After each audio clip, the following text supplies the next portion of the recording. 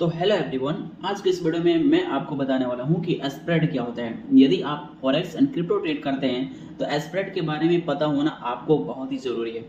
तो चलिए आपको समझाते हैं सिंपल तरीके से कि स्प्रेड होता क्या है।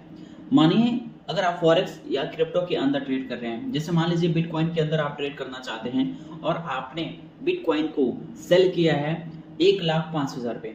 तो 1,05,000 पे आपने सेल किया है, लेकिन वो ऑर्डर आपका एग्जीक्यूट हुआ है 1,04,980 पे। तो यहाँ पे आपने ऑर्डर लगाया 1,05,000 पे और ऑर्डर्स लगा आपका 1,04,980 पे। तो वो जो 20 पॉइंट का गैप आया है आपके ट्रेड में, तो वो ट्रेड लेते ही आपको लॉस दिखाई देता होगा। तो वही जो डिफरेंस है आपके ऑर्डर्स में और एग्जीक्यूट जो ऑर्डर हुआ है उसमें, वही स्प्रेड होता है। और ब्रोकर आपसे स्प्रेड के रूप में ही चार्ज काट लेता है आपके ट्रेड के साथ ही।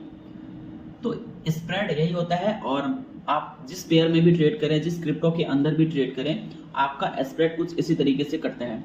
और स्प्रेड लॉट साइज के हिसाब से ही कटेगा। मान लीजिए यदि आप 0.01 लॉट साइज लिए हैं तो आपका स्प्रेड कटेगा वहां पे 0.65।